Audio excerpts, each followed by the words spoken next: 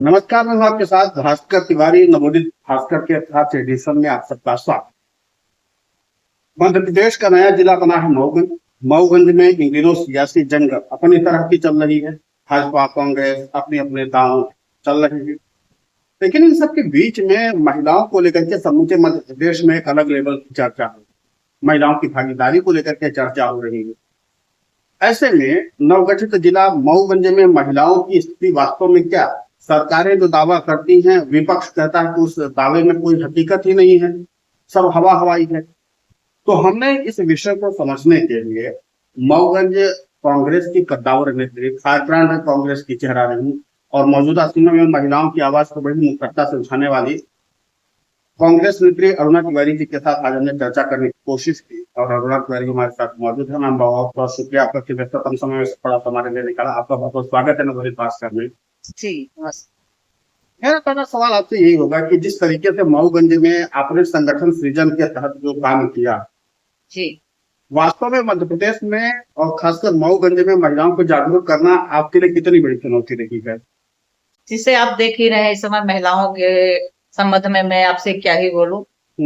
जो महिलाओं के बीच में इस समय चल रहा है कि महिलाओं को लोग ये समझते हैं कि महिलाएं कमजोर हैं, तो महिलाएं कमजोर नहीं है, उनको कमजोर बनाया जाता है। और जिस तरह से महिलाएं क्षेत्र में निकल कर काम कर रही हैं, पुरुषों के साथ कदम पे कदम मिलाकर चल रही हैं, तो क्या है महिलाओं के लिए कठिनाई नहीं है? राजनीति में जिस तरह से एक महिला राजनीति में कदम रखती है, उसके पीछे लोग उसको भला बुरा जो भी कुछ कहते हैं, और वो किसी का ना सुनते हुए भी और अपना घर परिवार चलाए, और उसके बावजूद जो उसके आराम का टाइम हो उसके में वो अपना राजनीति करती है और समाज सेवा करती है, लोगों की आवाज उठाते हैं। और जिस पार्टी में है उस पार्टी का दायित्व होता है उस पार्टी के लिए काम करें, ना कि हम लोग जितनी भी महिलाएं हैं कांग्रेस नेत्री, मैं अपने कांग्रेस पार्टी की बात कर रही हूँ कि हम लोग मऊगंज में आदरणीय सुखेंद्र सिंह बन्ना जी के नेतृत्व में काम कर रहे हैं। तो निश्चित है इस बार ऐसा लगता है कि हमारे बन्ना जी विधायक होंगे और उनकी जीत निश्चित है। नहीं, आपने बहुत सुंदर बात कही कि पन्ना जी विधायक बनेंगे। ये पार्टी के संगठन का अभियान है और जिस तरीके से आप लोग काम कर रही हैं, तो मैं ये जानना चाहूंगा आपसे कि जिस तरीके से आप जब से मऊगंज में एक्टिव हुई हैं जी, महिलाओं के लिए आपने कुछ माहौल बनाया है, महिलाएं जुड़ रही हैं और आप तो एक ताकत बन कर जो भरी हैं। आप मऊगंज की बड़ा ही चेहरा में से एक आप हैं। जी, महिलाओं की टीम बन रही है और महिलाएं हमारे साथ काम करती हैं। जहां पर हमारी पार्टी की बात आती है तो महिलाएं आती हैं और हम लोग एकजुट होकर काम करते हैं। और आगे भी हमारा प्रोसेस यही रहेगा कि हम लोग मजबूती के साथ मऊगंज में अपने नेता के लिए काम करें, अपने पार्टी के लिए काम करें। अब पार्टी के लिए तो काम चल ही रहा है, महिलाओं के संगठन सृजन अभियान को लेकर के भी आपने बहुत बड़ा काम किया और जो उसके नाते से मऊगंज में आप एक फायर ब्रांड नेता के तौर पर जानी। अब मेरा सवाल आगे है, जो महिला आरक्षण को लेकर के जिस तरीके से आपने आंदोलन भी किया था और महिला आरक्षण को लेकर के आप लोग आगे भी कोई बड़े आंदोलन की तैयारी कर रहे हैं और आगे कोई बड़ी रणनीति बना रहे हैं? जी, अभी पिछले महीने आप देखे हैं कि महिला आरक्षण को लेकर हर जिले में प्रदर्शन और महिलाएं अपनी आवाज बुलंद की हैं। और आदरणीय राहुल गांधी जी महिलाओं का सम्मान करते हैं और उन्होंने पहले ही बोला था कि नहीं महिला आरक्षण लागू हो, लेकिन भारतीय जनता पार्टी ने इसको आरक्षण होने से रोक दिया गया। अब एक सवाल ये भी है कि मऊगंज में हाल के वक्त में महिलाओं के साथ आपराधिक घटनाएं बहुत तेजी से बढ़ी। जी, क्या मानती हैं कि मऊगंज का प्रशासन जो है नशा तस्करी और ये महिलाओं को सुरक्षा देने में कमजोर हो रहा है? जी हाँ, ये प्रशासन कानून जो है आप देख रहे हैं कि हमारे सामने ही जब से हमने अभी मऊगंज जिला बना, जब से मान लीजिए, तो इसमें अभी बहुत सारी ऐसी घटनाएं हुई। अभी हाल में ही सोशल मीडिया में मैं देख रही थी कि चल रहा है कि एक राजस्थान में, बताइए ये कैसी घटना है कि सुन के दिल दहल जाता है कि 13 वर्षीय बच्ची के साथ कितने लोगों ने बलात्कार किया। जी, और ऐसे बहुत सी घटनाएं हैं जो मऊगंज में भी बहुत ऐसी घटनाएं हुई।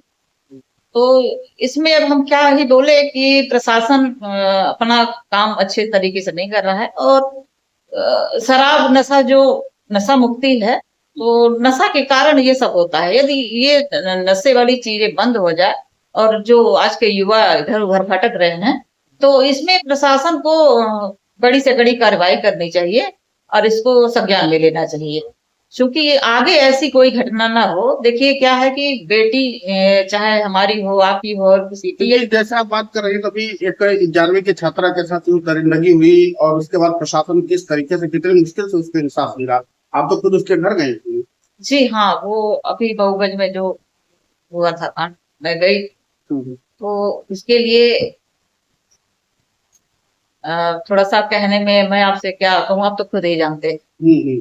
नहीं, आप तो मैं समझ सकता हूँ कि जिस तरीके से आप कहने में की जा रही है, इसका मतलब साफ है कि आप उस बात को समझ पा रहे हैं, संवेदना को समझ पा रही हैं। नीट की जो छात्रा थी जी, आपने देखा होगा परिजनों को, वहां पर एक बार सब लोग फोटो खिंचाए, आप तो बड़े संपर्क में हैं उन लोगों से, तो क्या कुछ सहयोग और भी आगे कांग्रेस पार्टी करेगी आने वाले समय में? जो अभी बिहार में नीट पेपर रद्द किया गया, निरस्त हुआ, तो उसमें कई छात्राएं ऐसी हैं कि वो आत्महत्या के उसमें आ गई, आत्महत्या कर ली, क्योंकि वो हमें लगता है कि वो सदमा बर्दाश्त नहीं कर पाई। हमारे क्षेत्र में अभी हुआ है, मगनिया गांव है एक, वहां पर हमारी कांग्रेस पार्टी, हमारे आदरणीय बन्ना जी गए और कांग्रेस पार्टी के सभी वरिष्ठ नेता गए और हमारी महिला टीम, हम लोग भी गए। तो उनके घर का जो, देखिए वैसा है कि किसी का आदमी दुख वापस नहीं कर सकता। वो बच्ची तो चली गई, तो उसकी जान तो वापस नहीं आ सकती, लेकिन ये है कि हमारी कांग्रेस पार्टी महिलाओं के सम्मान में हमेशा खड़ी रहती है।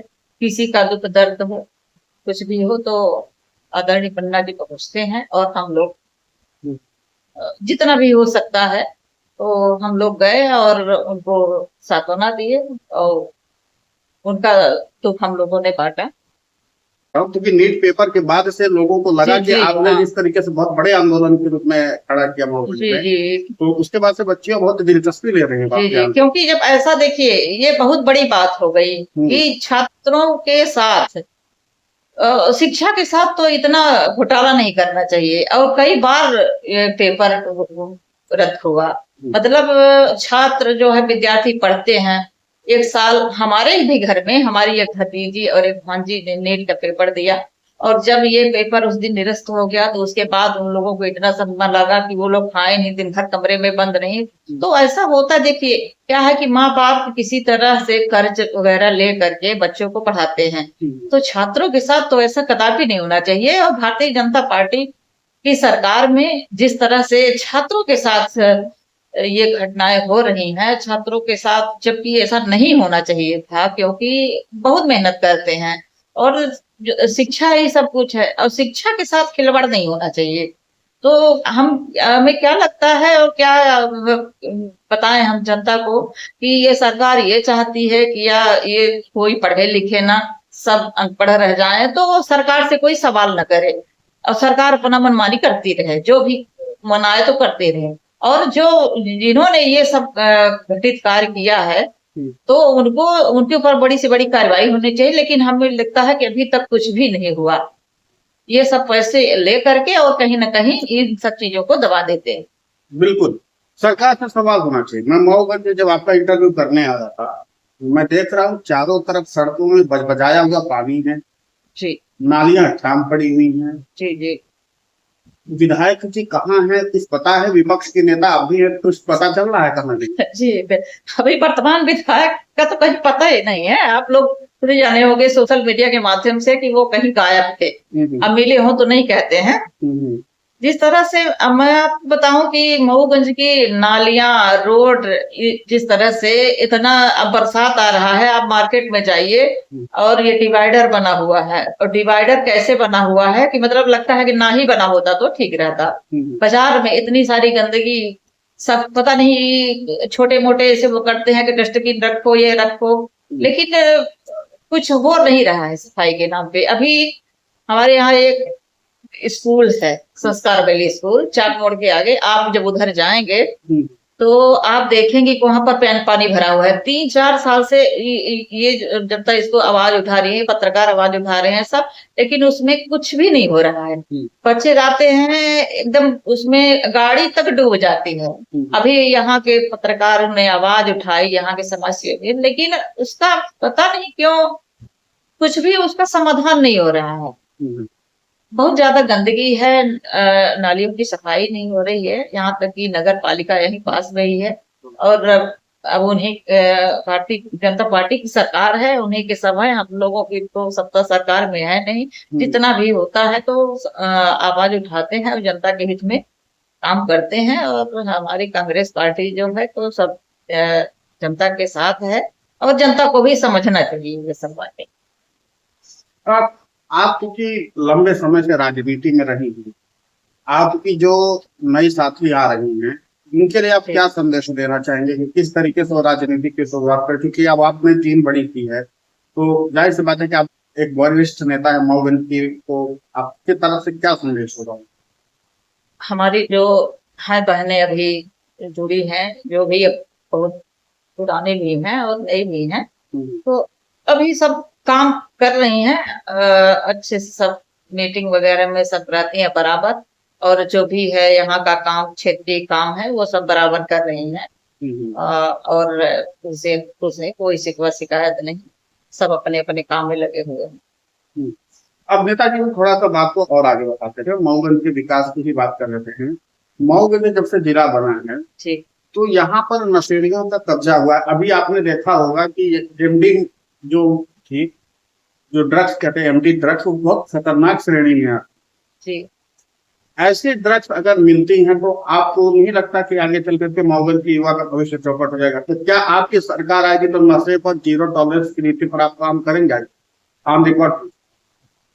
ठीक। अभी चाहे कोई भी हो, देखिए अभी भी हम लोग नशे के खिलाफ हैं। और युवा जो है, युवाओं की जब तक ये नशा मुक्त नहीं होगा तब तक हमें नहीं लगता कि ये मऊगंज सुधरेगा। और इतनी ज्यादा चोरियां भी हो रही हैं, और जानते भी हैं कि कौन नशा कर रही। अभी बहुत से पकड़े गए थे नशा में, और जो भी ये गांजा वगैरह बेचते हैं बहुत से लोग पकड़े। अब हो गया, गए पकड़ लेते हैं, 2 दिन बंद किए रहे, इसके बाद छोड़ दिए।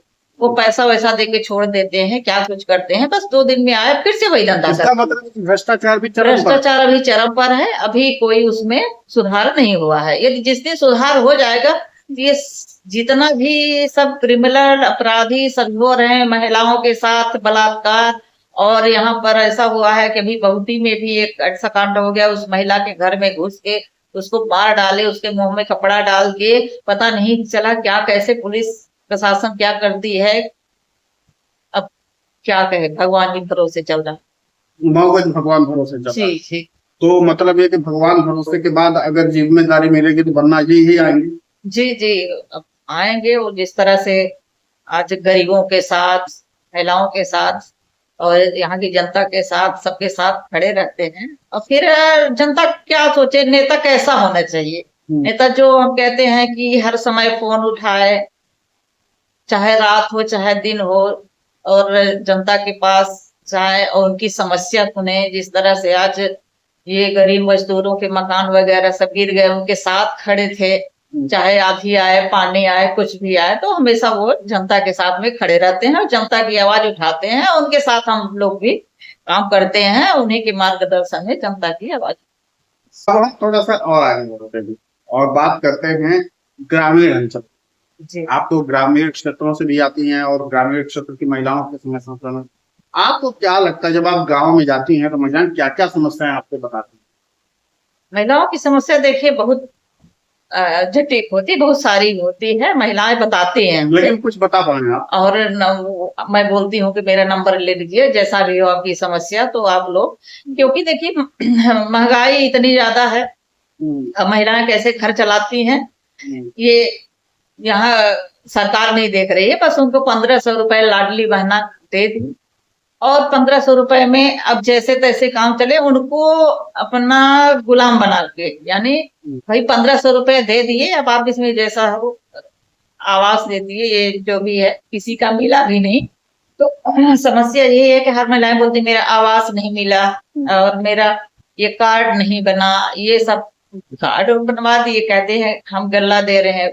अब बेचारी लोग गई तो गल्ला लेने के लिए सुबह 5 बजे से लाइन लगी हुई है। यहाँ पर हमारे एक बाड़ती में कोटेदार हैं, तो मैं देखती हूँ कि सुबह वो लाइन लगी हुई महिलाएं 1 दिन 2 दिन 4 दिन लौटती हैं। अब वो अपना घर काम धाम छोड़ के गई, अब उनके साथ फिर ऐसा जैसे कि उनको गल्ला नहीं दिया गया और भी चीजें, भाई हर चीज में महंगाई हो गई, सिलेंडर महंगा हो गया है। उन लोगों को कैसे घर चलाते हैं, ये महिलाएं से क्या कोई पूछने वाला है कि आप कैसे घर चलाते हो?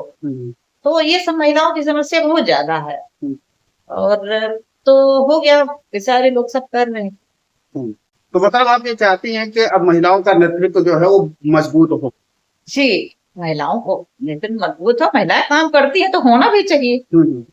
क्या ये है कि महिला पीछे पीछे चलती रहेंगी? भाई उनको जैसे वो काम कर रही हैं बराबर, आप कहीं भी जाइए किसी ऑफिस में देखिए, ज्यादातर आजकल महिलाएं ही बैठती हैं। आप कहीं भी बड़े शहरों में चले जाइए और लेडीज बैठती हैं, सब लड़कियां हैं चाहे स्टूडेंट हैं, सब काम करती हैं। तो क्या वो कम काम करती है? बराबर काम कर रही है, उनका वेतन भी कम दिया जाता है। वो कम वेतन में देखिए और बहुत ज्यादा समय देती हैं और बड़े अच्छे से वफादारी से वो काम करती हैं। तो जिस तरह से काम करती हैं महिलाएं, तो उनको भी सम्मान मिलना चाहिए। हमारा मतलब ये है कि सम्मान उनको मिलना चाहिए, ये नहीं कि ये सोचने की नहीं ये औरत है तो ये कमजोर है। वही बात मैं बार बार कर रही हूँ कि औरत कमजोर नहीं होती है, औरत कमजोर उसको बनाया जाता है यदि समाज हमारा जिस तरह से एक औरतों को भी उठाए और वो थोड़ा सा भी जैसे काम कर रही है, चाहे घर से आप ले लीजिए, घर में एक महिला कितना भी यदि काम करे तो उसकी तारीफ कभी नहीं होती।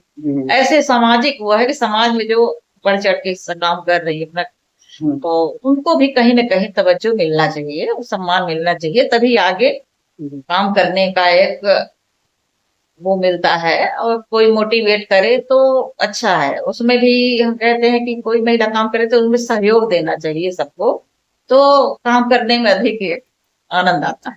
बिल्कुल, तो महिलाओं को काम करने में और भी सहूलियत है। और जिस तरीके से बात कर रही थी आज नवगंज कांग्रेस के कद्दावर नेत्री अरुणा तिवारी जी, आपने जो विषयों को उठाया है, जाहिर सी बात है कि अगर कांग्रेस पार्टी विषयों पर काम करती है तो मुझे लगता है कि फिर महिलाओं का एक बहुत बड़ा वोट बैंक आपके पास आए, ये मैं मानता हूँ। जी बिल्कुल, कांग्रेस पार्टी हमेशा महिलाओं का सम्मान की।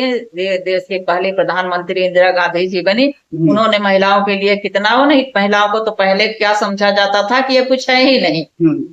तो जिस तरह से प्रधानमंत्री हमारी इंदिरा गांधी जी बनी, तो नहीं कहते कि महिलाओं के लिए कुछ लगा महिलाओं को कि नहीं हम लोगों का भी कोई है, तो महिलाओं को तो नेतृत्व होना चाहिए। बिल्कुल, इंदिरा गांधी जी थी, उनकी बहुत सोनिया गांधी जी ने, सोनिया गांधी जी ने, प्रियंका गांधी जी हैं। तो हम लोगों को एक अंदर से एक शक्ति मिलती है। और नारी शक्ति ऐसे है कि देखिए संगठनात्मक कोई भी काम है, जैसे हमने एक महिलाओं का आज ये 5-6 साल हो गया, और महिलाओं के लिए एक हमने हरियाली तीज का मैं कार्यक्रम करती हूँ साल में एक बार, ये अगस्त में होता है। तो वो एक दिन मैंने चुना कि घर से नहीं निकलती है महिलाएं, हर बार हर हमेशा काम करती हैं। कोई जैसे मान लीजिए कि जो वैसे आती जाती हैं उनका तो बात छोड़िए, कोई ऐसे भी है कि वो घर से निकलना चाहती हैं नहीं, लेकिन हम पहुंच नहीं पाते उन तक। तो ये लगता है कि कार्यक्रम के माध्यम से और सबको इकट्ठा हो तो कार्यक्रम करती हूँ, उसमें बहुत सारी 300-400 महिलाएं भागीदारी होती हैं, उनको अच्छा लगता है। अपना अपना जिसके अंदर जो भी हुनर है तो वो अपना सब हुनर दिखाती हैं। और एक दिन हम लोगों महिलाओं का मऊगंज में अच्छा सेलिब्रेट होता है, तो उसको हम लोग त्योहार के रूप में मनाते हैं, और उसमें महिलाएं हमारी सभी बहनें बहुत खुश रहती हैं, बहुत अच्छा लगता है। तो मुझे भी जब हमारी बहनें सब खुश रहती हैं तो मुझे भी बहुत अच्छा लगता है।